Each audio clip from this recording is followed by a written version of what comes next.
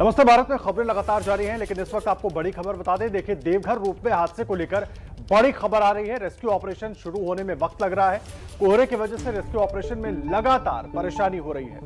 रात में बचाव का काम रोक दिया गया था। अब भी 15 लोग फंसे हुए हैं। झारखंड के सीएम के मुताबिक फंसे हुए लोगों में कुछ बच्चे भी शामिल हैं। आपको बता दें, रविवार दोपहर करीब 3 से 4 के बीच यह हादसा हुआ था, जब रोपवे में कई ट्रॉलियां आपस में टकरा गई थी। 46 से ज्यादा लोग फंसे हुए थे। 2 लोगों की मौत भी हो गई, 10 से ज्यादा लोग घायल हैं। कल रेस्क्यू करके काफी लोगों को निकाला गया, लेकिन पूरी रात आज फिर अंदाजा लगाइए, परसों 3 बजे से दोपहर के 3 बजे से आज फिर अभी तक 15 लोग फंसे हुए हैं। और अभी रेस्क्यू ऑपरेशन, जो बड़ी जानकारी मिल रही है, नहीं शुरू हो पाया है, क्योंकि कोहरे की वजह से रेस्क्यू ऑपरेशन शुरू करने में वहां पर दिक्कत हो रही है।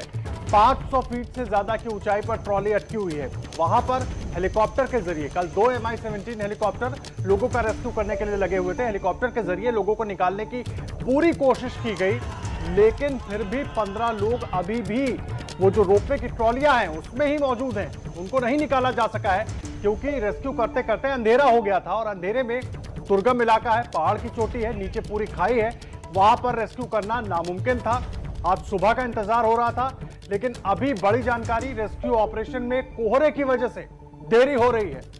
ये हम आपको त्रिकूट पर्वत पर हुए हादसे से जुड़ा हर अपडेट बता रहे हैं। रेस्क्यू ऑपरेशन में देरी हो रही है क्योंकि वहां पर कोहरा है, पहाड़ की चोटी है, त्रिकूट पर्वत, 3 पहाड़ की चोटियां हैं और उनके बीच में ऊपर जाने के लिए रोपवे लगी है। अंदाजा लगाइए कितनी दुर्गम क्षेत्र है और वहां पर रेस्क्यू में कितनी दिक्कतें हो सकती हैं। शशांक जुड़ गए हमारे साथ। शशांक, क्या मिल रहा है ताजा अपडेट? देखिए, सुबह 6 बजे से रेस्क्यू ऑपरेशन फिर से आज शुरू होना था। अभी भी ऊपर 3 ट्रॉलियों में कुल 15 लोग फंसे हुए हैं, लेकिन फॉग के कारण रेस्क्यू ऑपरेशन थोड़ा डिले हुआ है। सेना का जो हेलीकॉप्टर है अब स्पॉट के पास पहुंच रहा है और अब मौसम थोड़ा क्लियर हो रहा है। उम्मीद जताई जा रही है कि 6:45 के आसपास से रेस्क्यू ऑपरेशन जो है फिर से शुरू होगा। जो ऊपर 15 लोग फंसे हुए हैं उनको सकुशल वहां से निकालने की। शशांक, 15 लोग इन 3 ट्रॉलियों में फंसे हुए हैं। उनके खाने पीने का इंतजाम कल कुछ हो पाया था, क्योंकि परसों से ये सब फंसे हैं। क्या होगी उन बेचारों की हालत, वो हम समझ सकते हैं? जी, सवाल दोहराएं। शशांक, जो लोग इन ट्रॉलियों में फंसे हैं, किसी तरीके से उन तक खाने पीने की मदद पहुंचाई जा सकी, क्योंकि परसों दोपहर 3 बजे के बाद से ये लोग फंसे हुए हैं ट्रॉलियों में। देखिए, हम रात में यहाँ 9 बजे तक थे। कल रात में ड्रोन के जरिए ऊपर जो लोग फंसे हुए हैं उनको ड्रोन का इस्तेमाल करके पीने का पानी और खाने की चीजें भेजी जा रही थी। फिर एक अलग ट्रॉली का भी व्यवस्था किया गया था, तो ट्रॉली के जरिए ऊपर जो है लोगों को सामान भेजा जा रहा था, ताकि रात में वो पानी पी सके, खाना खा सके। जी शशांक, और जो लोग घायल थे उनको लेकर अभी जानकारी कुछ मिल पाई है? उनकी स्थिति कैसी है, एक? और दूसरा, ये जो 15 लोग ट्रॉलियों में हैं, इसमें कुछ जानकारी मिल पाई? कितने पुरुष, कितने महिलाएं, बच्चे? क्योंकि बहुत ज्यादा संकट में होंगे अगर इन ट्रॉलियों में बच्चे मौजूद होंगे तो। जी हाँ, इस ट्रॉलियों में कुछ बच्चे भी हैं और उनके परिजन पूरी रात भर नीचे बैठे रहे। उनके परिजनों से हम लोगों ने बातचीत भी की थी। ऊपर बच्चे भी हैं और कुछ सीनियर सिटीजन भी हैं और कुछ महिलाएं भी हैं। टोटल 15 लोग उसमें हैं। और जहां तक घायलों की बात है, तो कुछ लोग घायल हुए थे, उनको देवघर के सदर अस्पताल में भर्ती कराया गया। वैसे जितने लोगों को कल रेस्क्यू कराया गया था, सभी को लगभग देवघर के सदर अस्पताल में भर्ती कराया गया। कल 32 लोगों को रेस्क्यू कराया गया था, उन सबको ले जाया गया यहाँ पे देवघर सदर अस्पताल और सबका वहाँ पे इलाज चल रहा है। और एक व्यक्ति की मौत हो गई थी, उनको रेस्क्यू कर लिया गया था ट्रॉली में से। जब वो हेलीकॉप्टर पे चढ़ रहे थे, उसी समय वो स्लिप किया और नीचे गिर गया, जिस समय उनकी मौत हो गई। जी, मुझे एक बात बताइए, अभी तक इस दुर्घटना को लेकर कुछ जांच में निकल पाया है? आखिर वजह क्या थी? 3 ट्रॉलियां ज्यादा लगाने की बात है तो उसकी परमिशन कैसे मिली? एक तय मानक होता है, एक तय सीमा होती है। बड़ी बड़ी बातें तो हो रही हैं, लोगों की जिंदगी अभी भी हवा में ही लटकी हुई है, 15 लोगों की जान अभी भी हवा में अटकी हुई है, लेकिन जिम्मेदारी तय नहीं हो पाई है अभी। शशांक, देखिए, यहाँ देवघर उपायुक्त जो हैं, उन्होंने कहा था कि पहले एक बार रेस्क्यू ऑपरेशन समाप्त हो जाए तब इसकी जांच शुरू होगी। उन्होंने कहा था कि हो सकता है कि टेक्निकल फॉल्ट के कारण भी हादसा हुआ हो, लेकिन जब एक बार पूरा रेस्क्यू ऑपरेशन खत्म हो जाएगा तो जांच की जाएगी। वैसे एक बात ये भी सामने आ रही है कि क्या यहाँ पर मेंटेनेंस का काम नहीं होता था? अगर नहीं होता था तो उसके लिए कौन जिम्मेदार है? क्या ओवर स्पीड में उस दिन ट्रॉलियां चल रही थी जिस दिन ये घटना हुई है? तो ये सब जांच की बात है। जांच जब होगा तो सब बात सामने आएगी। जो राज्य के मुख्यमंत्री हैं हेमंत सोरेन ने कहा है कि मैं पूरे मामले पर पैनी नजर बनाया हुआ हूं, जो भी दोषी होगा उसके खिलाफ सख्त कार्रवाई की जाएगी। लेकिन ये एक बड़ा बात सामने आया है कि रेस्क्यू ऑपरेशन समाप्त होने के बाद जांच शुरू होगी। ठीक है शशांक, आप रहे हैं हमारे साथ, आप बहुत अहम जानकारी दे रहे हैं, आप लगातार वहां का हाल हमें बता रहे हैं। जिया के पास चलते हैं इस वक्त एक बड़ी खबर जानने के लिए। बिल्कुल, इस वक्त की बड़ी खबर आदर्श ये है, अपर्णा, ये है कि लगातार राहत सामग्री पहुंचाने का काम कल किया गया और ड्रोन के माध्यम से ये पूरा काम किया गया। ये भी आपको बता दें बड़ी खबर कि 6:45 यानी कि कुछ ही देर बाद रेस्क्यू ऑपरेशन शुरू किया जाएगा। फिलहाल हेलीकॉप्टर्स को वहां तक पहुंचने में दिक्कत इसलिए हो रही है क्योंकि कोहरा इस वक्त है और रात भर रेस्क्यू ऑपरेशन को रोक दिया गया था। वो इसलिए क्योंकि अंधेरे की वजह से रेस्क्यू ऑपरेशन कर पाना बेहद मुश्किल है।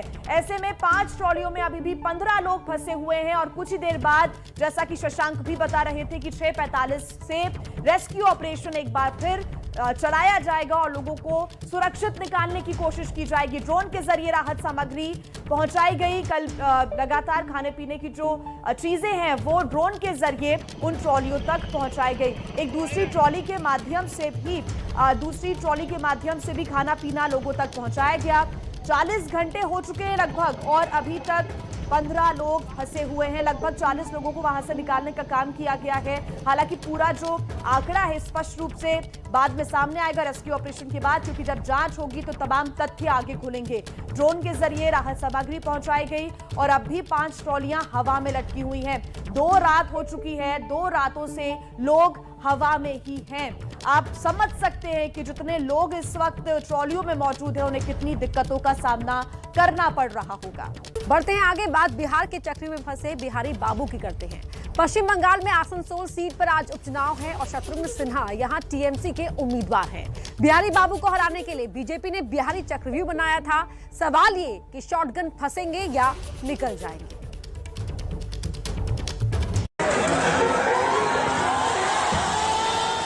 बिहारी बाबू के नाम से मशहूर शत्रुघ्न सिन्हा सांसद बनने के लिए बंगाल की आसनसोल सीट से किस्मत आजमा रहे हैं, जो कि बाबुल सुप्रियो के इस्तीफे की वजह से खाली है। करीब 3 हफ्ते तक आसनसोल की गलियों में खाक छानने के बाद अब बिहारी बाबू की किस्मत का फैसला होना है। शत्रुघ्न सिन्हा यानी बिहारी बाबू आसनसोल से ममता बनर्जी की पार्टी टीएमसी के उम्मीदवार हैं और उन्हें घेरने के लिए बीजेपी ने चुनाव के आखिरी मौके पर बिहारी चक्रव्यूह तैयार किया था और ये चक्रव्यूह के 4 चेहरे हैं। टीवी स्क्रीन पर आपको इस वक्त बिहार से ताल्लुक रखने वाले 4 बड़े नेता दिख रहे हैं और ये चारों बिहारी नेता बिहारी बाबू यानी शत्रुघ्न सिन्हा को संसद पहुंचने से रोकने के लिए आसनसोल पहुंचे थे। रविशंकर प्रसाद ने पटना साहिब में बिहारी बाबू को हराया था, अब आसनसोल में भी बीजेपी की जीत का दावा कर रहे हैं। ये देश का चुनाव अब बहुत दूसरे दौर में जा रहा है, विकास की ओर, राष्ट्रवाद की ओर, राष्ट्रीय सुरक्षा की ओर। इसलिए मुझे पूरा विश्वास है कि आसनसोल की जनता बीजेपी के साथ रही है और इस बार भी हमारे उम्मीदवार को जिताएगी और भाजपा को जिताएगी। इसी तरह पाटलिपुत्र के दूसरे सांसद रामकृपाल यादव ने भी बीजेपी के पक्ष में प्रचार किया और बिहारी बाबू को रिजेक्टेड बता दिया। 5 साल तक किसी ने इनका दर्शन भी नहीं किया। शत्रुघ्न बाबू को तो अगर मैं झूठ बोल रहा हूँ तो पता कर सकते हैं आप। और ये रिजेक्टेड है, वहाँ से एक्सपायरी है। ये एक्सपायरी रिजेक्टेड लोगों को कोई अपनाएगा? पटना के लोगों ने रिजेक्ट कर दिया। दर्शकों को बता दें कि शत्रुघ्न सिन्हा 2019 में पटना साहिब से हारे थे। 2009 से 2019 तक पटना साहिब से सांसद रहे। उससे पहले राज्यसभा के सांसद रहे। वाजपेयी सरकार में केंद्रीय मंत्री रह चुके हैं। अब बिहारी बाबू आसनसोल में जीत के लिए जी तोड़ मेहनत की है। बिहारियों के बीच बिहारी बाबू दिखे तो बंगालियों के बीच खुद को बंगाली बाबू भी बना लिया। ये तो हमारे लिए बहुत फख्र की बात है कि मैं अपने लोगों के बीच में आसनसोल में आया हूँ। मेरे लिए बहुत सौभाग्य का विषय है। और फिर अगर मैं आउटसाइडर हूँ, अगर हूँ, क्योंकि बंगाल को, बंगाली भाषा को, बंगाली संस्कृति को, बंगाली खान पान को, बंगाली पहनावे को इतना प्यार करता हूँ, कितनी फिल्में नहीं है बंगाली में। आसनसोल लोकसभा सीट के उपचुनाव के लिए शत्रुघ्न सिन्हा को उम्मीदवार बनाकर तृणमूल कांग्रेस सुप्रीमो ममता बनर्जी ने एक तीर से कई निशाने कर दिए हैं। पहला, वो बखूबी जानती हैं कि बिहारी बाहुल्य इस इलाके में अभी तक तृणमूल कांग्रेस कभी नहीं जीती है। ऐसे में ये दांव कितना सार्थक होगा, ये बड़ा दिलचस्प होगा देखना। तो वहीं दूसरी ओर शत्रुघ्न सिन्हा के जरिए पार्टी का विस्तार बंगाल के बाहर अन्य राज्यों में भी किया जा सकता है, क्योंकि शत्रुघ्न सिन्हा की पहचान न सिर्फ एक नेता की बल्कि एक अभिनेता के तौर पे भी बहुत बड़ी है। बिहार के रहने वाले दिल्ली से सांसद और भोजपुरी गायक मनोज तिवारी कह रहे हैं, शत्रुघ्न सिन्हा को बिहार ने नहीं अपनाया, इसलिए अब वो बिहार के लाला नहीं रह गए। आप समझिए, बिहार के लाला को बिहार ने भी नहीं अपनाया, तो वो अब बिहार के लाला नहीं है। उस पे मुझे हंसी आ जाती है। मनोज तिवारी के इस बयान पर शत्रुघ्न सिन्हा कह रहे हैं कि जवाब आसनसोल की जनता देगी। कौन है ये? मनोज तिवारी। ओह अच्छा, खैर, क्या उनके बारे में, पूज्य शख्सियत को उनके बारे में टिप्पणी करना शोभा देगा क्या?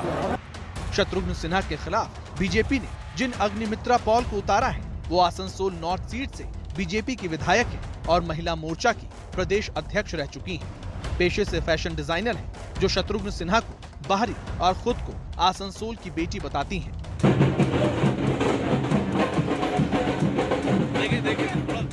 पश्चिम बर्धमान जिले का मुख्यालय है आसनसोल, जो कि बंगाल का दूसरा सबसे बड़ा शहर है। एक तो औद्योगिक इलाका है, दूसरा झारखंड से सटा हुआ है।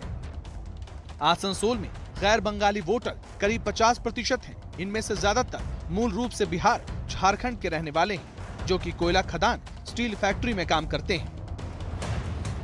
मतलब ये कि यहाँ गैर बंगाली वोटर जीत हार तय करने की ताकत रखते हैं। इसी दम पर 2 बार से बीजेपी यहाँ जीतती रही है।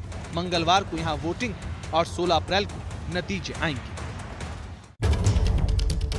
तो आसनसोल के इस मुकाबले पर सभी की निगाहें, इसके अलावा 4 विधानसभा उपचुनाव भी हैं, उन पर भी डाल लेते हैं नजर कहां कहां है। तो लोकसभा का मुकाबला है आसनसोल में, बाबुल सुप्रियो के छोड़ने के बाद ये सीट खाली हुई थी। और विधानसभा का मुकाबला है बालीगंज, बौचहा, नॉर्थ कोल्हापुर और खैरागढ़ में विधानसभा की 4 सीटों पर मुकाबला है। अगर हम बात करते हैं आसनसोल की, तो वहां किसके बीच में टक्कर है? शत्रुघ्न सिन्हा टीएमसी के उम्मीदवार है, ये सीट बिहारी बाहुल्य है और उनके अगेंस्ट उतारा है बीजेपी ने अग्निमित्रा पॉल को। तो इन दोनों के बीच में एक कड़ा मुकाबला है। और साथ ही टीएमसी के बाबुल सुप्रियो बालीगंज की टक्कर की बात कर रहे हैं, बीजेपी की केया घोष और बीजेपी की सारा शाह हलीम यहाँ पर बीजेपी की तरफ से है। ये बालीगंज की टक्कर के बारे में हम आपको बता रहे हैं। अब बात कर लेते हैं बोचहा में किसके बीच मुकाबला है। देखिए, बोचहा में ये 3 बड़े चेहरे हैं।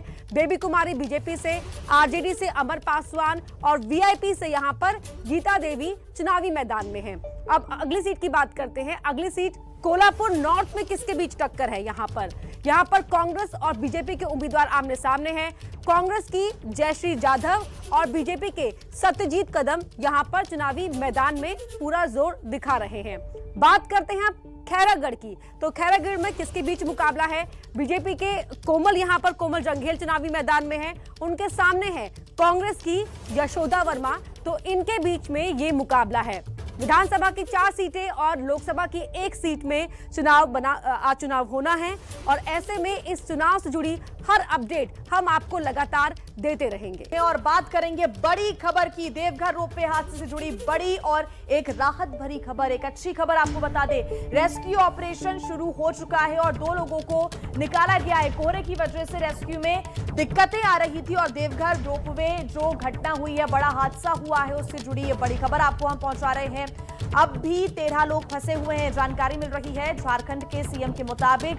अभी भी 13 लोग फंसे हुए हैं और फंसे हुए लोगों में कुछ बच्चे भी शामिल हैं। अभी भी उन ट्रॉलियों में तकरीबन 13 लोग ऐसे हैं जो फंसे हुए हैं। और सबसे अच्छी बात यह कि कोहरा अब छट चुका है और रेस्क्यू ऑपरेशन का जो कार्य है वो एक बार फिर शुरू हो चुका है। 2 और लोगों को बचाया गया इस रेस्क्यू के जरिए और लगातार काम जारी है। उम्मीद यही की जा रही कि जल्द से जल्द जितने भी लोग अभी ट्रॉलियों में फंसे हुए हैं उनको सुरक्षित बाहर निकाला जा सके। बताया जा रहा है कि 15 में से 2 लोगों को निकाल लिया गया है और अभी भी 13 लोग ट्रॉली में फंसे हुए हैं। देवघर रोपवे हादसे में ये अच्छी और बड़ी खबर है। और हादसे वाली जगह पर ही हमारे सहयोगी शशांक इस वक्त मौजूद हैं और लगातार वो स्थितियों को देख रहे हैं। आइए उनकी एक रिपोर्ट आपको हम दिखाते हैं। इस वक्त हम देवघर के त्रिकुट पहाड़ पर मौजूद हैं। यहाँ पे रोपवे हादसा हुआ था। आज सुबह 6:30 बजे से फिर से रेस्क्यू ऑपरेशन शुरू कर दिया गया है। सेना के हेलीकॉप्टर के द्वारा अभी एक व्यक्ति को ट्रॉली से निकाला गया है। उसको हेलीकॉप्टर के जरिए बेस कैंप ले जाया गया और बेस कैंप से एम्बुलेंस के थ्रू उसको देवघर के सदर अस्पताल ले जाया गया है। कल पूरे दिन भर यहाँ पे रेस्क्यू चला था। कल 32 लोगों को सुरक्षित बाहर निकाला गया था, लेकिन कल शाम एक घटना भी हुई। एक व्यक्ति का रेस्क्यू कर लिया गया था, लेकिन हेलीकॉप्टर पर चढ़ते समय वो गिर गया और उसकी मौत हो गई थी। जितने भी लोगों को निकाला गया है उनका देवघर सदर अस्पताल में जो है इलाज चल रहा है। प्रशासन की टीम यहाँ पर मौजूद है। स्थानीय सांसद निशिकांत दुबे भी यहाँ पर मौजूद हैं। हम निशिकांत दुबे से खुद बातचीत करने की भी कोशिश करेंगे। यहाँ पर वो रात भर यहाँ पे थे, आज सुबह से भी यहीं पर मौजूद हैं। पूरा मामला हम उनसे जानने की कोशिश करेंगे। सर, अब तक आपको जो जानकारी है उसके अनुसार कितने लोगों को निकाला जा चुका है? 48 लोगों में से 33 लोगों को निकाल लिए हैं। एक आदमी की कल एक दर्दनाक मौत हो गई रेस्क्यू के तौर में। 14 लोग लगभग वहाँ फंसे हुए हैं। 14 लोगों में से एक अभी सुबह के ऑपरेशन में निकल चुके हैं, तो मुझे लगता है कि तकरीबन 13 लोग वहाँ फंसे हुए हैं। क्या आपको लग रहा है कि ये घटना क्यों हुई? आप तो यहाँ से हर चीज़ से परिचित हैं, आप कई बार सांसद रहे, क्या लग रहा है? देखिए, मेंटेनेंस तो एक बड़ा प्रॉब्लम है ही ना। दुर्घटना यदि हुई है और जिस तरह का डिरेलमेंट हुआ है, तो एक हादसा दुर्घटना दिखाई दे रही है कि मेंटेनेंस नहीं हो पा रहा है। लेकिन ये जो केबल रोपवे वाले हैं ये कह रहे हैं कि ये सबॉटेज है। तो अब ये जांच का विषय है। लेकिन मैं आपको बताऊं कि मैं जब यहाँ 3 दिन से यहाँ बैठा हुआ हूँ, तो हमारा प्राइम टारगेट अभी केवल है कि जो जान है वो बचे। और अभी देखिए फिर से आ गया, मुझे लगता है कि इसमें फिर से 2-3 लोग निकाल लिए जाएंगे। देखिए, सेना का हेलीकॉप्टर जो है फिर से यहाँ पे आ गया है। जो लोग अंदर फंसे हैं, अभी बताया जा रहा है कि 1 लोगों को आज निकाला गया है। कुल 14 लोग अभी और फंसे हुए हैं, उनको निकालने की कवायद जारी है।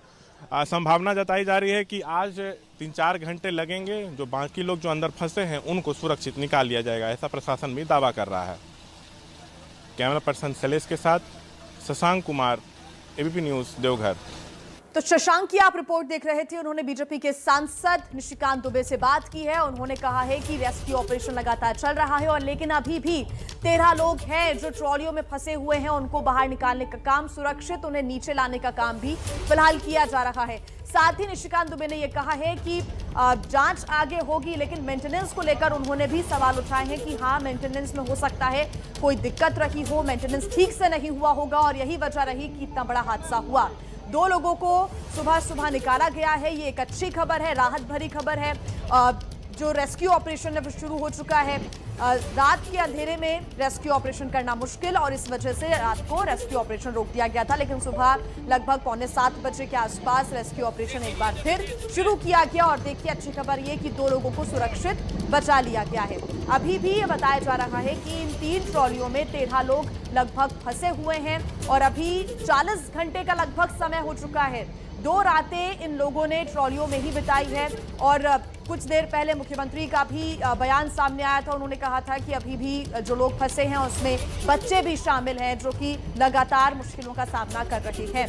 और ये भी बता दें कि खाने पीने का इंतजाम ड्रोन के जरिए किया गया। कल की बात करें तो कल ड्रोन के माध्यम से लोगों तक खाने और पीने का इंतजाम किया गया, उस खाने पीने की सामग्री पहुंचाई गई। और तस्वीरें आपको दिखा रहे हैं, लगातार जो अधिकारी मौके पर मौजूद हैं, बीजेपी के सांसद भी लगातार इस पूरे रेस्क्यू ऑपरेशन पर नजर बनाए हुए हैं। साथ ही प्रधानमंत्री नरेंद्र मोदी ने भी सुरक्षित सभी लोग बचे ऐसी प्रार्थना की, और साथ ही उन्होंने भी कहा है कि वो देवघर में जो हादसा हुआ है उस पर नजर बनाए हुए हैं। तो 40 घंटे से 13 जिंदगियां अभी भी फंसी हुई हैं।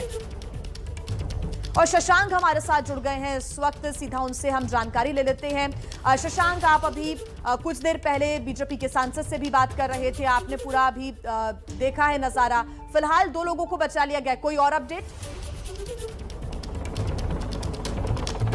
देखिए, सेना के हेलीकॉप्टर यहाँ पे है, रेस्क्यू का काम जारी है। आपको हम दिखाना चाहेंगे, सीधे यहाँ से आपको लाइव तस्वीर दिखाना चाहेंगे। अभी 2 लोगों को यहाँ से रेस्क्यू करके निकाला गया है। हेलीकॉप्टर के जरिए उनको बेस कैंप ले जाया गया, बेस कैंप से उनको एम्बुलेंस से ले जाया गया है देवघर के सदर अस्पताल में। फिर तीसरी बार यहाँ पर हेलीकॉप्टर पहुँचा है। और देखिएगा, ट्रॉली में जो अभी भी 13 लोग फंसे हैं उनको निकालने की कोशिश की जा रही है। बिल्कुल लाइव तस्वीर हम अपने दर्शकों को दिखा रहे हैं।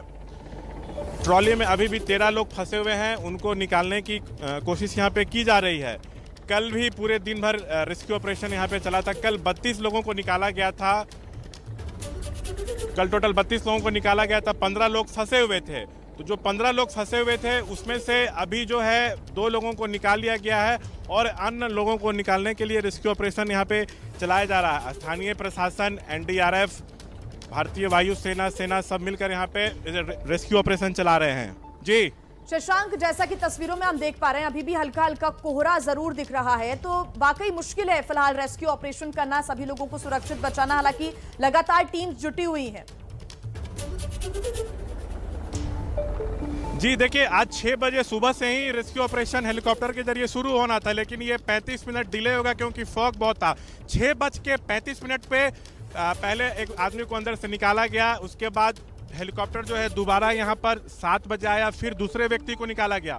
7:10 पर हेलीकॉप्टर फिर यहाँ तीसरी बार पहुंचा है सेना का, और जो अन्य लोग अंदर अभी भी 13 लोग फंसे हुए हैं। 3 ट्रॉली में अभी भी अंदर 13 लोग फंसे हुए हैं, उनको निकालने की कवायद यहाँ पे जारी है।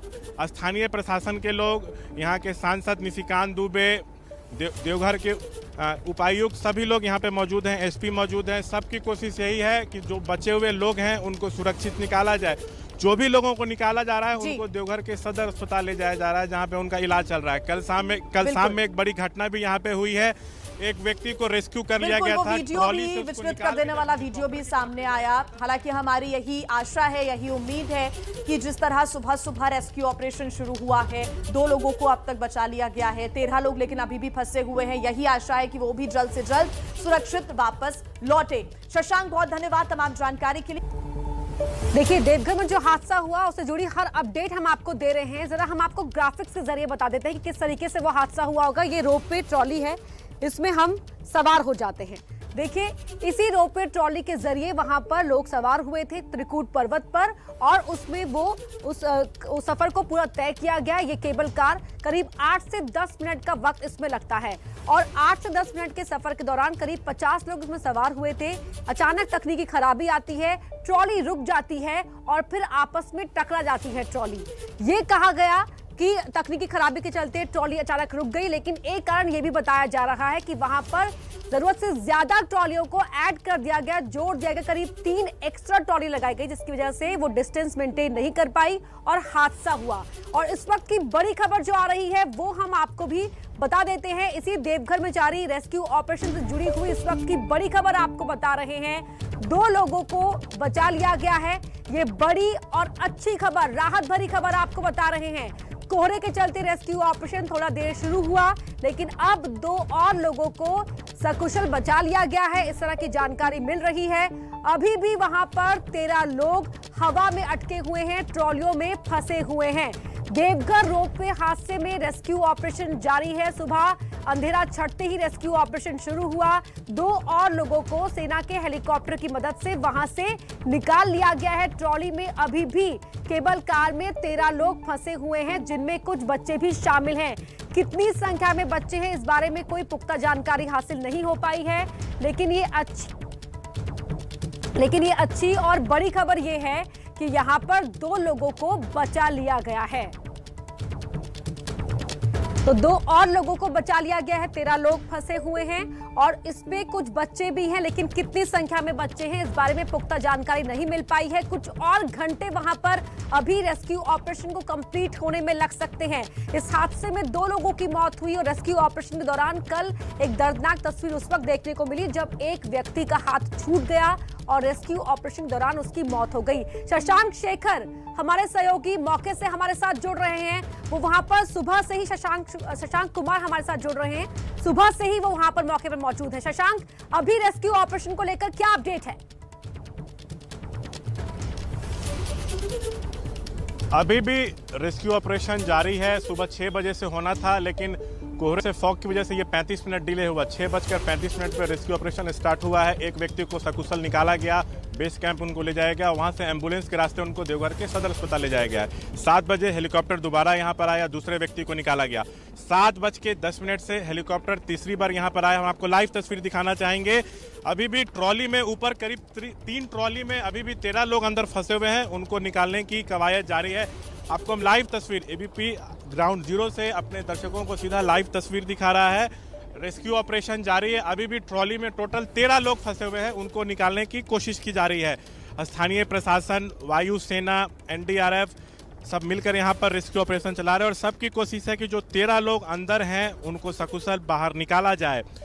ये जो यहाँ का लोकल एडमिनिस्ट्रेशन है उसके तरफ से दावा किया जा रहा है कि मौसम अगर क्लियर रहा तो 11 से 12 के बीच में सभी 13 लोगों को निकाल लिया जाएगा, ऐसा यहाँ पे दावा किया जा रहा है। वैसे असली समय कितना लगेगा ये उसके लिए हमें थोड़ा इंतजार करना पड़ेगा। अभी टोटल 13 लोग अंदर हैं, जिसमें बच्चे भी हैं, कुछ सीनियर सिटीजन भी हैं। और एक बात जो निकल कर सामने आ रही है कि महिलाओं की संख्या उसमें ज़्यादा है। एक जो यहाँ पे हमें जानकारी मिल रही है कि अंदर जो 13 लोग फंसे हुए हैं 3 ट्रॉलियों में, उसमें महिलाओं की संख्या थोड़ा ज़्यादा बताई जा रही है। जितने लोग ऊपर फंसे हुए हैं उनके परिजन रात से यहीं पे कैंप किए हुए हैं, रात से यहीं नीचे इंतज़ार कर रहे हैं। कल एबीपी न्यूज़ ने जो ऊपर फंसे हुए लोग हैं उनके जो परिजन नीचे बैठे हैं उनसे बातचीत की थी, उन्होंने अपना दर्द बयां किया। तो उन्होंने कहा कि हम भगवान से यही प्रार्थना कर रहे हैं कि जो भी हमारे लोग ऊपर फंसे हैं वो सुरक्षित नीचे आ जाएं। कल सुबह 5:15 पे, सोमवार को सुबह 5:15 पे रेस्क्यू ऑपरेशन चालू हुआ था। कल टोटल 32 लोगों को सुरक्षित निकाल लिया गया था, सभी को देवघर के सदर अस्पताल ले जाया गया। लेकिन कल शाम में एक दर्दनाक हादसा हुआ, एक व्यक्ति को ट्रॉली से रेस्क्यू कर लिया गया था। हेलीकॉप्टर पे चढ़ते वक्त वो नीचे गिर गए और उनकी मौत हो गई। 15 लोग फंसे हुए थे। सुबह 6:35 पर आज से रेस्क्यू ऑपरेशन फिर मंगलवार को शुरू हुआ। अब तक 2 लोगों को निकाला जा चुका है। 15 में से 13 लोग अभी फंसे हैं। उनको निकालने के लिए देखिए आपको हम लाइव विजुअल दिखा रहे हैं। सेना के हेलीकॉप्टर के जरिए उनको निकालने की हर संभव यहाँ पे कोशिश की जा रही है। और जैसा कि दावा किया जा रहा है कि मौसम अगर क्लियर रहा तो 11 से 12 बजे के बीच में तक ये पूरा जो ऑपरेशन है समाप्त हो जाएगा। दोपहर के 12 बजे तक ऐसी संभावना जताई जा रही है कि सभी लोगों को सुरक्षित निकाल लिया जाएगा। लेकिन ये तब संभव होगा जब मौसम क्लियर रहेगा तो। और आपको बता दें यहाँ पे जो लोकल एडमिनिस्ट्रेशन है उसके द्वारा कहा गया है कि ये घटना क्यों हुई है इसकी जाँच शुरू होगी रेस्क्यू ऑपरेशन समाप्त होने के बाद। जब एक बार रेस्क्यू ऑपरेशन खत्म हो जाएगा तो जांच शुरू होगी। वैसे यहाँ पर एक यहाँ के जो उपायुक्त हैं उनका बयान आया था कि हो सकता है कि टेक्निकल फॉल्ट के कारण ये घटना घटी हो, लेकिन जांच होगी। मुख्यमंत्री ने भी कहा कि पूरे मामले पर मेरी पैनी नज़र है, सो जो भी दोषी होगा बख्शा नहीं जाएगा। वैसे सवाल उठ रहा है कि इतना बड़ा घटना हुआ कैसे, आखिर इतनी बड़ी घटना घटी कैसे, इस पर लगातार सवाल उठ रहा है। देखिए यहाँ पर हेलीकॉप्टर जो है जो तीसरी बार आया था वो यहाँ से निकल रहा है। लगता है फिर से कुछ लोगों को निकाला गया। अभी कितने लोगों को निकाला गया है हम अपने दर्शकों को एग्जैक्ट थोड़ी देर में फिर से बता देंगे। लेकिन तीसरी बार हेलीकॉप्टर आया था, जो 15 लोग फंसे थे उसमें से 2 को निकालने के बाद तीसरी बार हेलीकॉप्टर आया था, उस समय 2 लोगों को निकाला गया था। हेलीकॉप्टर तीसरी बार यहाँ से जा चुका है। संभावना जताई जा रही है कि फिर से कुछ लोगों को रेस्क्यू किया गया। इनकी एक्चुअल संख्या क्या है, अभी तीसरी बार में कितने लोगों को निकाला गया है, ये एग्जैक्ट फिगर हम बहुत जल्द अपने दर्शकों को बताएंगे।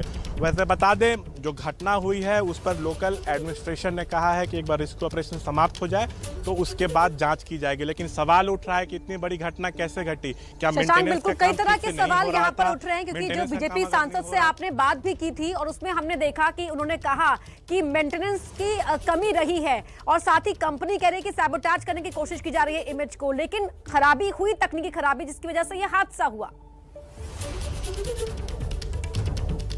देखिए तकनीकी खराबी हो सकती है लेकिन क्लियर एकदम नहीं कहा जा रहा है कि किस वजह से घटना हुआ। 2 बात और सामने आ रही है कि क्या क्षमता से ज्यादा लोगों को ट्रॉली के अंदर बैठाया गया था, क्या एक राउंड पूरा करने के चक्कर में तेजी से ट्रॉली चलाया जा रहा था। ये सब बातें हैं जो यहाँ पर एक कंपनी है उसके द्वारा इसका संचालन होता है। और एक जो बात अंदर खाने से निकल के आ रही है कि सालाना जो है 80 लाख रुपए ये कमा के सरकार को देती है। तो पूरा मामला क्या है इस पर जब जांच होगा तब जो तस्वीर है वो सामने आएगी। जी बिल्कुल। और शशांक, हमने देखा कि मौसम बड़ी चुनौती पेश कर रहा है। अगर मौसम साथ देता है तो दोपहर 12 बजे तक ये ऑपरेशन कंप्लीट हो जाएगा। जो अंदर केबल कार में अभी भी टूरिस्ट फंसे हुए हैं, जो महिलाएं फंसी हुई हैं, कहाँ की रहने वाली हैं, क्या इस बारे में कोई जानकारी मिल पाई, आसपास की ही हैं या दूसरे राज्यों से है? देखिए यहाँ पे जितने पर्यटक फंसे हुए थे उसमें ज़्यादातर बिहार, झारखंड और बंगाल के थे। अभी जो बताया जा रहा है कि जो 15 लोग फंसे थे उसमें से 2 लोगों को तो निकाल लिया गया। तीसरी बार हेलीकॉप्टर आया और हेलीकॉप्टर यहाँ से बेस कैंप जा चुका, मतलब अभी फिर कुछ लोगों को रेस्क्यू किया गया। एग्जैक्ट नंबर क्या है हम जल्द अपने दर्शकों को बताएंगे।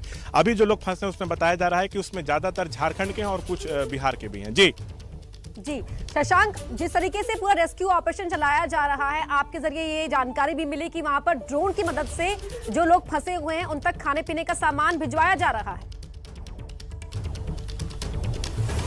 देखिए कल रात में एबीपी न्यूज़ यहाँ पर रात में 8 बजे से मौजूद था और हमने एक एक्सक्लूसिव तस्वीर दिखाई थी कि जो लोग ऊपर फंसे हुए हैं उनको ड्रोन के जरिए पीने का पानी, खाने का सामान एक पॉलीथिन में करके भेजा जा रहा था। ऊपर जो लोग थे उनको ड्रोन के जरिए चीज़ें मुहैया कराई जा रही थी। और यहाँ पे जो ऊपर जो लोग फंसे हैं उनके परिजन नीचे थे, हम लोगों ने उनसे भी बातचीत की थी, उनकी बाइट्स भी हमारे यहाँ चली हैं। तो उनके परिजन का कहना था कि ऊपर उनके जो लोग फंसे हैं, बच्चे फंसे हैं, उनको खाने का सामान, पीने का पानी मिल रहा है, वो लोग ठीक है, लेकिन थोड़े घबराए हुए हैं। जी बिल्कुल शशांक, आप मौके पर डटे रहिए, आपसे लगातार हम अपडेट लेते रहेंगे इस पूरे रेस्क्यू ऑपरेशन से जुड़ी हुई। फिलहाल शुक्रिया इस पूरी जानकारी के लिए। तो देवघर में रेस्क्यू ऑपरेशन जारी है, लगातार आपको हम वहां की तस्वीर दिखा रहे हैं किस तरीके से रेस्क्यू ऑपरेशन को आगे चलाया जा रहा है, लोगों को वहां से सकुशल निकाला जा रहा है। और अब खबरें देख लेते हैं विस्तार से, और बात देवघर की। देवघर रोपवे हादसे से जुड़ी एक बड़ी खबर आ रही है। आज फिर से रेस्क्यू ऑपरेशन शुरू होने के बाद से अब तक 5 लोगों को बचाया गया है। अब भी 41 घंटे से 10 लोग वहीं पर फंसे हुए हैं। 10 लोगों को बचाने का काम भी जोर शोर से चल रहा है। लगातार एयरफोर्स के MI-17 हेलीकॉप्टर्स रेस्क्यू ऑपरेशन में लगे हुए हैं। उनकी कोशिश है कि जल्द से जल्द लोगों को निकाला जा सके।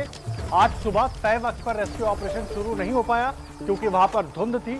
हालांकि 6:45 के बाद, सुबह 6:45 के बाद रेस्क्यू ऑपरेशन तेज हुआ और 3 लोगों को उसमें से निकाला गया। लेकिन अभी भी 10 लोग वहीं पर फंसे हुए हैं ट्रॉली में। माफ कीजिएगा, 5 लोगों को निकाला गया, लेकिन 10 लोग अभी भी 41 घंटे से उन्हीं 3 ट्रॉलियों में फंसे हुए हैं। करीब 2000 फीट की ऊंचाई पर वो ट्रॉलियां अटकी हुई हैं और अंदाजा लगाइए उसमें उन्होंने कल की रात गुजारी, पूरा दिन गुजारा और उसके पहले परसों रात की गुजारी। और 3 बजे यानी कि रविवार दोपहर 3 बजे से वो तमाम लोग वहां पर अटके हुए हैं। उनको बचाने के लिए, रेस्क्यू ऑपरेशन के लिए सारी कोशिशें बहुत तेजी के साथ की जा रही हैं। एबीपी न्यूज संवाददाता अमित की रिपोर्ट आपको दिखाते हैं, जिन्होंने सीधे पहाड़ी के ऊपर से हमें जानकारी भेजी है कि वहां पर क्या स्थिति है। झारखंड की सांस्कृतिक राजधानी कहे जाने वाले देवघर के त्रिकुट पर्वत पर हम मौजूद हैं और यहाँ अभी रेस्क्यू जो है अभियान जारी है। ये दूसरा दिन है आज रेस्क्यू का। लोग 36 घंटे से लगातार वहाँ ट्रॉलियों में फंसे हुए हैं। 4 ट्रॉलियां थी जिसमें से एक ट्रॉली का सफलतापूर्वक रेस्क्यू कर लिया गया है, जिसमें 5 लोगों को निकाला गया है, जिसमें 10 साल का बच्चा भी मौजूद था, साथ में एक महिला भी। तो अभी लगातार एयरफोर्स की टीम अब रेस्क्यू में लगी हुई है और दूसरे चॉपर से अब दूसरे ट्रॉली के लोगों को निकालने की तैयारी की जा रही है। अगर इसी तरह से रेस्क्यू अभियान इसी गति में चलता रहा तो आने वाले 1 से 1.5 घंटे में सभी लोगों को सुरक्षित नीचे उतार दिया जाए। तो अमित, हमारे सहयोगी पहाड़ के ऊपर मौजूद हैं जहां तक रोपवे को जाना था, लेकिन उसके पहले ही हादसा हो गया। रोपवे रास्ते में ही अटक गई और अभी भी 10 लोगों की जिंदगियां इन्हीं रोपवे ट्रॉलियों में फंसी हुई हैं, जिनको निकालने के लिए लगातार रेस्क्यू ऑपरेशन चलाया जा रहा है। और सब कुछ ठीक रहा तो 11 से 12 बजे तक उनको रेस्क्यू कर लिया जाएगा। और सवाल यह है कि आखिर इतनी बड़ी दुर्घटना हुई कैसे, इतना बड़ा हादसा हुआ कैसे और इसका जिम्मेदार है कौन? अभी तक प्रशासन की तरफ से यह कहा जा रहा है कि पहले रेस्क्यू ऑपरेशन हो जाए, फिर हम जांच करेंगे कि आखिर ये दुर्घटना हुई कैसे। देखिए, देवघर रोपवे से आज 5 लोगों को अभी तक बचाया जा चुका है। अब से कुछ देर पहले रेस्क्यू ऑपरेशन शुरू किया गया था और उसके बाद अभी तक 5 लोगों को निकाला जा चुका है इन ट्रॉलियों में से। अभी भी 10 लोग इन ट्रॉलियों में फंसे हुए हैं। यह बड़ी जानकारी है। बचाए गए लोगों में एक बच्चा भी शामिल है, महिलाएं और बच्चे। अभी जो ये लोग फंसे हुए थे 15 लोग, इनमें कहा जा रहा था कि महिलाएं ज्यादा हैं, बच्चे भी हैं। और अभी जो 5 लोग निकाले गए हैं उसमें एक बच्चा भी शामिल है जिसको रेस्क्यू किया गया है। लगातार एयरफोर्स के MI-17 हेलीकॉप्टर के जरिए रेस्क्यू ऑपरेशन चलाया जा रहा है। सुबह 6 बजे, 6:30 बजे के आसपास रेस्क्यू ऑपरेशन शुरू होना था, लेकिन क्योंकि वो पूरा पहाड़ी तराई इलाका है, 3 तरफ से पहाड़ की चोटियां हैं, धुंध थी, इस वजह से रेस्क्यू ऑपरेशन थोड़ा देर से शुरू हुआ। लेकिन तेजी दिखाते हुए सेना के हेलीकॉप्टर्स ने 5 लोगों को रेस्क्यू कर लिया, जिसमें एक बच्चा भी है। लेकिन अभी भी उन रोपवे पर ट्रॉली में 10 जिंदगियां फंसी हुई हैं, जिनको निकालने के लिए पूरी कोशिश की जा रही है ताकि जल्द से जल्द उनको वहां से निकाला जा सके सुरक्षित। देखिए, झारखंड के देवघर में रोपवे हादसे के बाद बचाव कार्य लगातार जारी है और आज सुबह 6 बजे से लगातार लोगों को वहां से निकालने की जद्दोजहद चल रही है। लेकिन बड़ा सवाल यह है कि आखिर इतना बड़ा हादसा हो कैसे गया। इस वक्त आपको जो ट्रॉली आसमान में लटकी नजर आ रही है, इन ट्रॉलियों के जरिए हर रोज सैकड़ों श्रद्धालु धार्मिक नगरी देवघर के पहाड़ पर बने मंदिरों तक पहुंचते हैं। बीते रविवार को एक साथ कई ट्रॉलियों को श्रद्धालुओं के साथ रवाना कर दिया गया। अचानक रोपवे केबल पर लोड बढ़ गया और एक रोलर टूट गया। चश्मदीदों के मुताबिक रोलर टूटते ही 3 ट्रॉलियां पहाड़ से टकरा गई। और उनमें से 2 ट्रॉलियां लुढ़क कर नीचे जा गिरी। ये सब कुछ इतनी तेजी से हुआ कि जब तक कोई कुछ समझ पाता, कई श्रद्धालु ट्रॉलियों से जमीन पर गिर चुके थे। रोप वे की ट्रॉलियां 2 पहाड़ों के बीच फंसी हैं। चारों तरफ पहाड़ियां हैं और नीचे खाई है, और बीच में वो लोग फंसे हुए हैं जो रविवार को ट्रॉलियों में सवार हुए थे। रोप वे की ट्रॉलियां जमीन से करीब 2500 फीट की ऊंचाई पर है, और इतनी ऊंचाई पर अब भी कई लोग फंसे हुए हैं। रविवार को अंधेरा होने के कारण रेस्क्यू ऑपरेशन शुरू नहीं हो पाया था, लेकिन सोमवार को वहां फंसे लोगों को निकालने के लिए सेना, वायुसेना और एनडीआरएफ ने मोर्चा संभाला, और ये रेस्क्यू ऑपरेशन अभी तक चल रहा है। रेस्क्यू ऑपरेशन के दौरान एक शख्स ने हेलीकॉप्टर से गिरकर अपनी जान भी खो दी। रोपवे एक्सीडेंट के बाद झारखंड सरकार भी हरकत में आई है। सरकार के पर्यटन मंत्री का कहना है कि रोपवे चलाने वाली एजेंसी को ब्लैक लिस्टेड कर दिया जाएगा। साथ ही इस हादसे की पूरी जांच करवाई जाएगी और दोषियों को सख्त से सख्त सजा दी जाएगी। देखिए, लगातार देवघर में रेस्क्यू ऑपरेशन चलाया जा रहा है। 5 लोगों को अभी तक आज सुबह से निकाला जा चुका है। 10 लोगों की जिंदगियां अभी भी अटकी हुई हैं। उनको भी निकालने की कोशिश सेना के हेलीकॉप्टर्स के जरिए की जा रही है। हम सब यही प्रार्थना कर रहे हैं कि जल्द से जल्द उनको सुरक्षित निकाला जा सके। इससे जुड़ा हर अपडेट आप तक पहुंचाते रहेंगे। देश के बाद अब दुनिया की भी बात कर लेते हैं। दुनिया में जहां जहां हलचल हो रही है, वहां वहां मौजूद है आपका अपना चैनल एबीपी न्यूज। दुनिया की हर बड़ी खबर सबसे पहले एबीपी न्यूज पर। रूस में नीरज राजपूत, यूक्रेन में मृत्युंजय सिंह, अमेरिका में प्रणय उपाध्याय, श्रीलंका में जैनेंद्र कुमार, पाकिस्तान में हमजा अमीर। खबर जहां, एबीपी न्यूज वहां। और अब बात भारत के लिए एक महत्वपूर्ण खबर की कर लेते हैं। भारत अमेरिका के बीच कल 2+2 डायलॉग हुआ, और इस डायलॉग में रक्षा मंत्री राजनाथ सिंह भी शामिल हुए। वॉशिंगटन में एबीपी न्यूज संवाददाता प्रणय उपाध्याय ने उनसे बातचीत की। आइए सुनाते हैं आपको। भारत और अमेरिका के बीच में महत्वपूर्ण रणनीतिक वार्ता वॉशिंगटन में हुई। बातचीत में बहुत सारे मुद्दों पर बातचीत हुई। क्या बातचीत हुई, क्या समझौते हुए, किन चीजों के ऊपर भारत और अमेरिका आगे बढ़ने के रास्ते पर जा रहे हैं, इस मामले पर बातचीत करने के लिए हमारे साथ भारत के रक्षा मंत्री राजनाथ सिंह जी हैं।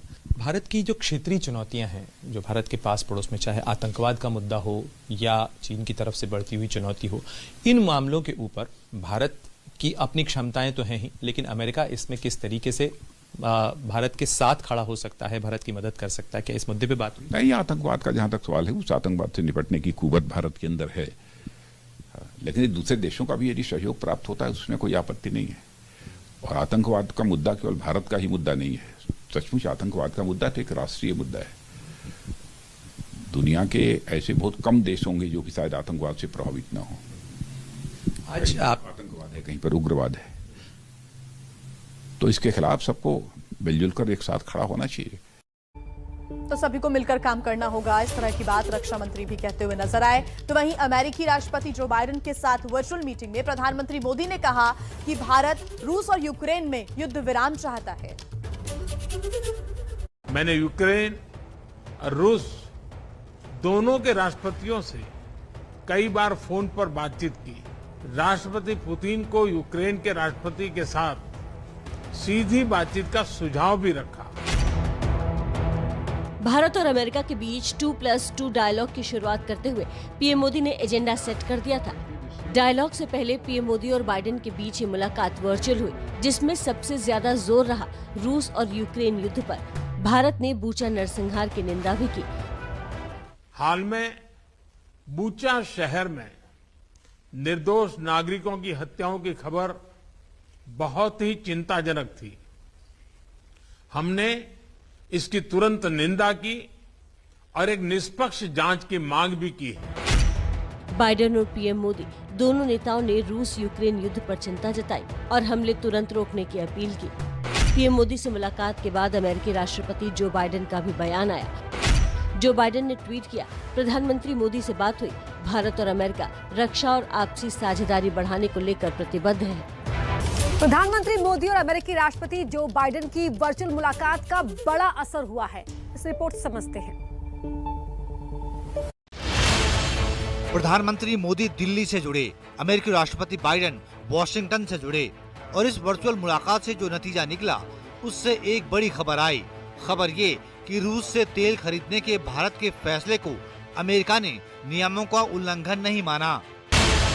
रूस यूक्रेन में भारत के स्टैंड को देखते हुए अमेरिका ने भारत पर डोरे डालने की भी कोशिश की। अमेरिका ये समझाने की कोशिश करता रहा कि तेल खरीद के मामले में भारत के लिए रूस से ज्यादा फायदेमंद अमेरिका होगा। देखिए, पीएम मोदी से वर्चुअल बैठक से पहले अमेरिकी राष्ट्रपति और भारत के रक्षा मंत्री राजनाथ सिंह की मुलाकात हुई, जिसमें चीन का भी मुद्दा उठा। रक्षा मंत्री राजनाथ सिंह की अमेरिकी राष्ट्रपति जो बाइडेन से मुलाकात, वो भी व्हाइट हाउस में।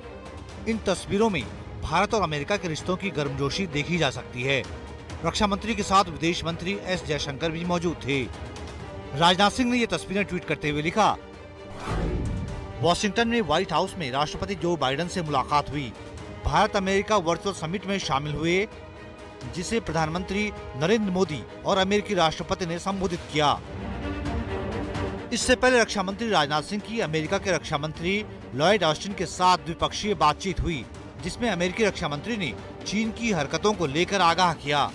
We look forward to further enhancing the depth and the scope of our defense cooperation to give effect to our shared vision of a free, open, inclusive and rules-bound Indo-Pacific and the Indian Ocean region. तो भारत और America के बीच जो 2+2 dialogue हुआ, उसमें रूस और Ukraine की जंग का जिक्र हर जगह आया। दोनों देशों के विदेश मंत्रियों की बैठक में इस पर चर्चा।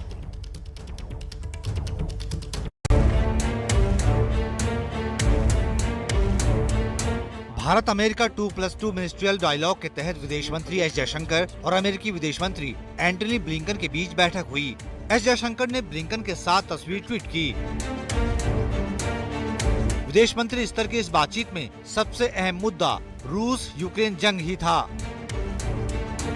We will also be discussing contemporary developments, including obviously Ukraine. Today, we'll discuss pressing issues, shared global challenges, including Russia's war against Ukraine. और इस वक्त नमस्ते भारत में आपको एक बड़ी खबर बता दें। देखिए, देवघर रोपवे हादसे में अभी तक आज 7 लोगों को बचाया जा चुका है। 15 लोग रोपवे में फंसे हुए थे, जिनका रेस्क्यू ऑपरेशन आज सुबह शुरू किया गया था 6:45 के बाद, जिसमें से अब तक 7 लोगों का रेस्क्यू कर लिया गया है। उनको बेस कैंप तक MI-17 हेलीकॉप्टर्स के जरिए पहुंचा दिया गया है, लेकिन अभी भी वहां पर लोग फंसे हुए हैं। 8 पर्यटक रोपवे पर अभी फंसे हुए हैं, जिनका रेस्क्यू लगातार करने की कोशिश हो रही है। और पहले ही एयरफोर्स, IAF और सेना की तरफ से कहा गया था कि अगर मौसम ठीक रहा तो वो 10 से 11 बजे तक तमाम लोगों का रेस्क्यू कर लेंगे। और ये कवायद लगातार जारी है। 15 लोग फंसे हुए थे, कल भी पूरी रात ये 15 लोग रोपवे की ट्रॉली में ही रहे। ड्रोन के जरिए इन तक खाना और पानी पहुंचाया गया। आज सुबह 6:45 के बाद से रेस्क्यू ऑपरेशन दोबारा शुरू हो पाया, क्योंकि उसके पहले धुंध थी। हालांकि अभी भी जो तस्वीरें हम अपने दर्शकों को दिखा रहे हैं, उसमें हल्की धुंध नजर आ रही है, लेकिन विजिबिलिटी हो गई, जिसके बाद रेस्क्यू ऑपरेशन को तेज किया गया और अब तक 7 लोगों को बचाया जा चुका है। 8 लोग अभी भी फंसे हुए हैं। और बात पाकिस्तान की भी कर लेते हैं। देखिए, पाकिस्तान के नए पीएम शहबाज शरीफ ने कश्मीर का राग अलापा, तो प्रधानमंत्री मोदी ने आतंकवाद का मुद्दा उठाकर उसका करारा जवाब दिया है। शहबाज शरीफ ने जो हरकत दिन में की, उसका जवाब रात को इस ट्वीट के जरिए मिला। 70 साल के शहबाज शरीफ ने पाकिस्तान के प्रधानमंत्री की शपथ लेने के बाद वही किया जो दूसरे नेता करते रहे हैं। उन्होंने सत्ता हासिल करते ही कश्मीर का राग अलापना शुरू कर दिया। लेकिन शहबाज शरीफ को ट्विटर के जरिए बधाई देते हुए प्रधानमंत्री नरेंद्र मोदी ने भारत का रुख भी साफ कर दिया। पीएम मोदी ने शहबाज को पाकिस्तान प्रायोजित आतंकवाद की याद दिलाई। पीएम मोदी ने ट्वीट में कहा, मियां मोहम्मद शहबाज शरीफ को पाकिस्तान के प्रधानमंत्री के रूप में चुने जाने पर बधाई। भारत आतंक मुक्त क्षेत्र में शांति और स्थिरता चाहता है, ताकि हम अपनी विकास से जुड़ी चुनौतियों पर ध्यान केंद्रित कर सके और अपने लोगों की भलाई और समृद्धि सुनिश्चित कर सके। और आइए अब वॉर जोन से एबीपी न्यूज की एक्सक्लूसिव रिपोर्ट आपको दिखाते हैं।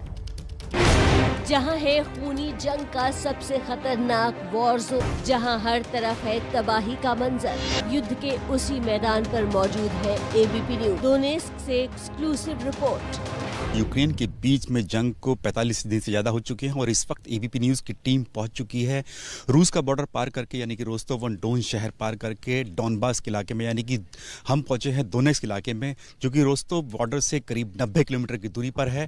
इस 90 किलोमीटर की दूरी में जब तक हम आए हैं, पूरा जो नॉर्मल लाइफ लगी है कि बॉर्डर से दोनेत्स्क जो शहर है, जिसके नाम पर एक नया जो देश की घोषणा की है रूस के राष्ट्रपति पुतिन ने, वो जो है पूरा पीसफुल दिखा, लोग सामान्य तौर से दिखाई दिए यहाँ पर। लेकिन जैसे ही हम यहाँ दोनेत्स्क शहर में पहुँचते हैं तो हम लोग देखते हैं इस बिल्डिंग को यहाँ पर, और ये कितनी यहाँ पर जो है पूरी तबाह हो चुकी है ये बिल्डिंग। ये बहुमंजिला इमारत थी और इसका मलबा जो है पूरा नीचे आके गिरा हुआ है यहाँ पर। इस बिल्डिंग में, क्योंकि ये पूरे बीच शहर की ये बिल्डिंग है, दोनेत्स्क शहर की, 20 लोगों की इस में जान चली गई थी। और यहाँ पर देखिए पूरा मलबा यहाँ पर पड़ा हुआ है, कांच पूरा यहाँ पर पड़ा हुआ है, मिसाइल के टुकड़े हमें यहाँ दिखाई दिए जो पड़े हुए थे यहाँ पर। और अब क्योंकि यहाँ पे 20 लोगों की जान चली गई थी, जिसमें बच्चे भी शामिल थे, तो इसलिए उनकी याद में यहाँ के लोगों ने यहाँ पर ये इस बिल्डिंग पर आकर फूल भी चढ़ाए। लेकिन कैमरामैन मान दिखाएंगे, चलते चले जाएंगे तो इस बिल्डिंग का पूरा मलबा यहाँ पर पड़ा हुआ है पूरा, ये देखें। तो दोनेत्स्क शहर में जहां जहां इमारतें गिरी हैं, वहां बम डिस्पोजेबल स्क्वाड लगातार काम कर रहा है, क्योंकि उन इलाकों में ऐसे जिंदा बम होने की संभावना है जो वहां गिर गए हैं, लेकिन अब उन्हें हटाने का काम भी हो रहा है। और ये देखा जा रहा है कि वो अभी तक फटे नहीं है और उनको हटाने का काम इसलिए हो रहा है। दोनेत्स्क में इतनी जबरदस्त बमबारी पिछले 45-46 दिन में हुई है, इतनी शेलिंग हुई है कि जितनी भी बिल्डिंग्स हैं वहां पर तो नुकसान हुआ ही है, तबाह हुई है। उनकी जो शेलिंग के जो बम हैं वो अभी भी अनएक्सप्लोर्ड हैं। और जैसे कि ये लगा हुआ है यहाँ पर बोर्ड, ये डेंजर माइंस है यहाँ पर, वो ऐसा है कि फटा नहीं है बम, उसकी वजह से यहाँ लगाया हुआ है। और बम डिस्पोजल स्क्वाड जो है, जिसकी गाड़ी भी साइड में खड़ी हुई है यहाँ पर, उसके जो जितने भी जो जांच करता है, वो पुलिस अधिकारी हैं, वो सब इन इलाकों में छानबीन कर रहे हैं कि कहीं कोई बम, अनएक्सप्लोर्ड बम तो नहीं रह गया है यहाँ पर। और इसीलिए ये जगह जगह पर डेंजर माइंस की यहाँ पर लगाया गया है कि इसके अंदर ना जाएं, सिर्फ और सिर्फ पुलिस अधिकारी ही जा सकते हैं, ताकि कोई नुकसान किसी सिविलियन को ना हो जाए। और ये देखिए इस तरह से चेक कर रहे हैं यहाँ पर, ये माइंस की बम के लिए कोई यहाँ पर अनएक्सप्लोर्ड बम तो नहीं रह गया है इसके, और इसीलिए इसके करीब जाना भी ठीक नहीं है। ये पट्टियाँ इसी लगाई गई हैं, ये अधिकारी इसीलिए यहाँ पर पूरी जांच कर रहे हैं कि कहीं कोई बम या कोई जो विस्फोटक है वो यहाँ पर तो नहीं रह गया है, अगर है तो उसको वहीं पर निष्क्रिय कर दिया जाए, यानी कि उसको डिस्पोज ऑफ कर दिया जाए यहाँ। तो करीब 1.5 महीने से चल रहे इस महायुद्ध में यूक्रेन की सड़कों पर जगह जगह रूस की जेड निशान वाली बख्तरबंद गाड़ियां भी देखी गई। संवाददाता नीरज राजपूत इस जेड निशान का मतलब समझा रहे हैं। रूस यूक्रेन जंग में जो रूसी सेना है, उनकी जो गाड़ियां हैं, टैंक हैं, आर्मर्ड पर्सनल कैरियर, यानी कि जो बख्तरबंद गाड़ियां हैं, उन पर ये जेड का निशान था। और ये जेड का निशान जो था आइकन बन गया रूस के लिए, क्योंकि रूस की जितनी भी गाड़ियां थी जिन्होंने यूक्रेन पर हमला किया था, उन सब पर ये जेड बना हुआ था। ये निशान बताता था कि ये रूस की गाड़ियां हैं। और रूस की एक दूसरी तरह की गाड़ी थी जिस पर वी लिखा हुआ था, तो ये 2 वी मार्क थी। वी मार्क जो बेलारूस के लिए थी और एक जो थी वो जो थी खार्किव के लिए या फिर डॉनबास इलाके के लिए थी। तो ये एक हम लोग आर्मर्ड पर्सनल कैरियर है, एपीसी कह सकते हैं, या फिर इन्फेंट्री कॉम्बैट व्हीकल भी कह सकते हैं। इसमें आधा दर्जन जवान जो है बैठ सकते हैं। जेड लिखा हुआ है, ऊपर गन मशीन गन लगी हुई है, हैवी मशीन गन लगी हुई है, ऊपर देख सकते हैं इसमें। तो जवान जब चलते हैं तो सिक्योरिटी के लिए भी बख्तरबंद गाड़ी काम करती है। और जब हम यहाँ दोनेत्स्क में पहुँचे हैं तो यहाँ पर देखिए ये देखिए यहाँ पर ये जो एक गोला यहाँ पर आके गिरा था, उसका ये निशान यहाँ पर दिखाई दे रहा है। और भी यहाँ पर आसपास जितने भी देखेंगे तो यहाँ पर गोले के निशान हैं यहाँ पर। और ये जो गाड़ियाँ हैं ये दोनेत्स्क में यहाँ पर लगातार ये सिक्योरिटी के लिए, सुरक्षा के लिए ये यहाँ पर घूमती रहती हैं और तैनात भी रहती हैं। और फिर जंग में जब लड़ने के लिए जाना होता है तब इन्हीं गाड़ियों में जवान जो हैं, रूसी सैनिक जो हैं या मिलिशिया जो है, दोनेत्स्क मिलिशिया, वो सब इसी में बैठकर आगे जंग के मैदान में यूक्रेन की सेना से लोहा लेते हैं। अब बात श्रीलंका की कर लेते हैं। जनाक्रोश के बीच प्रधानमंत्री महिंदा राजपक्षे ने देश को संबोधित करते समय कुछ ऐसा बोल दिया जिससे प्रदर्शनकारियों और नाराज हो गए। श्रीलंका की चरमराई अर्थव्यवस्था और महंगाई के खिलाफ हफ्तों से वहां के नागरिक सड़कों पर हैं। वहां की जनता अपनी सरकार की रणनीतियों से बेहद नाराज है और लगातार राजपक्षे परिवार से सत्ता छोड़ने की मांग कर रही है। इस्तीफे के बढ़ते दबाव के बीच श्रीलंका के प्रधानमंत्री महिंदा राजपक्षे कल खुद सामने आए। राजपक्षे ने जनता को संदेश तो दिया, लेकिन डॉलर की बढ़ती कीमत के लिए जनता को ही जिम्मेदार ठहरा दिया। एबीपी न्यूज ने जब इस बयान के बाद राष्ट्रपति सचिवालय के बाहर लोगों से बात की तो लोगों ने इस बयान को मजाक बताया और कहा कि डॉलर का नुकसान तो सरकार की खराब आर्थिक नीतियों और भ्रष्टाचार की वजह से हुआ है। So that is the biggest joke that I have ever heard, because they are the one who has stolen our money since around 15 years. अपने संबोधन में पीएम ने जनता से ये भी कहा कि पहले की तरह इस बार भी श्रीलंका जोश और जज्बे से लड़ेगा तो इस संकट से बाहर आ सकते हैं। देखिए, श्रीलंका और रूस यूक्रेन युद्ध से जुड़ा हर अपडेट लगातार आप तक पहुंचाते रहेंगे, लेकिन अभी आपको एक दिलचस्प खबर दिखाते हैं। चेन्नई से एक आईटी कंपनी ने अपने 100 कर्मचारियों को तोहफे में कार दे दी है।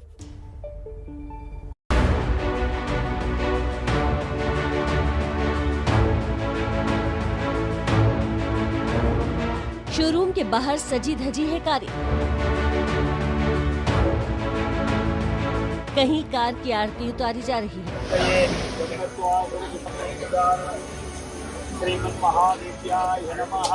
कोई चाबी ला रहा है, कोई कार पर हाथ आजमा रहा है। एकदम उत्सव जैसा माहौल है और हो भी क्यों ना, एक साथ 100 कारें खरीदी गई। चेन्नई की एक आईटी कंपनी ने ये 100 कारें अपने कर्मचारियों को तोहफे में दी हैं। वो कर्मचारी जो 10 साल से उसके साथ लगे हुए हैं। आइडियाज टू आईटी नाम की इस कंपनी ने अपने 100 कर्मचारियों को ये नायाब तोहफा दिया तो उसे हासिल करने ये कर्मचारी अपने परिवार समेत पहुंच गए।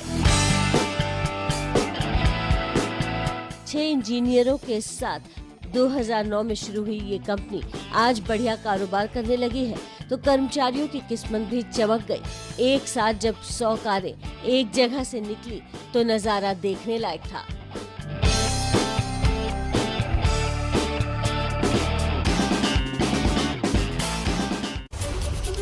और अब खबर खेल के मैदान से। कल हार्दिक पांड्या की टीम गुजरात हार गई, लेकिन हार्दिक के प्रदर्शन ने फैंस का दिल जीत लिया। इस छक्के के साथ हार्दिक पांड्या आईपीएल में सबसे कम गेंदों पर 100 छक्के मारने वाले पहले भारतीय बल्लेबाज बन गए। लेकिन इस रिकॉर्ड से बड़ी खुशखबरी ये है कि हार्दिक पांड्या फॉर्म में लौट आए हैं। गुजरात टाइटंस के कप्तान हार्दिक पांड्या ने सनराइजर्स हैदराबाद के खिलाफ 42 गेंद पर नाबाद 50 रन की पारी खेली। उन्होंने 4 चौके और 1 छक्का लगाया। हार्दिक की इनिंग्स के बदौलत गुजरात का स्कोर 160 के पार पहुंचा। और ये कहानी एक मैच की नहीं, आईपीएल के पहले 4 मैच में हार्दिक ने बल्ले से अच्छा योगदान दिया है। हार्दिक ने अब तक 47 की औसत से 141 रन बनाए हैं। वो 4 मैच में 18 चौके और 2 छक्के जड़ चुके हैं। इस आईपीएल में हार्दिक पांड्या गेंदबाजी भी कर रहे हैं। दिल्ली और पंजाब के खिलाफ वो एक विकेट भी ले चुके हैं।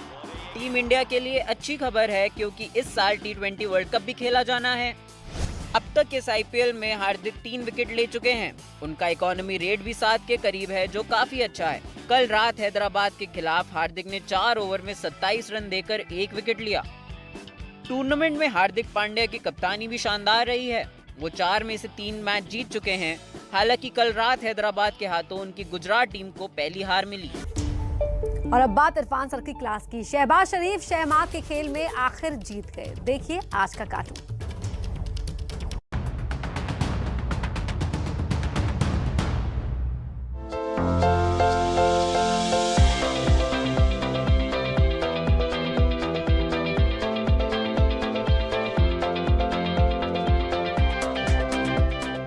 आखिर पाकिस्तान ने 6 और मात के खेल में शहबाज शरीफ ने बाजी मार ली है।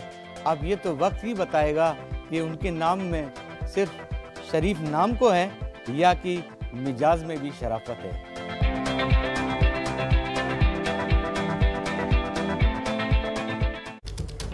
और इसी के साथ नमस्ते भारत के आज के सफर में फिलहाल इतना ही।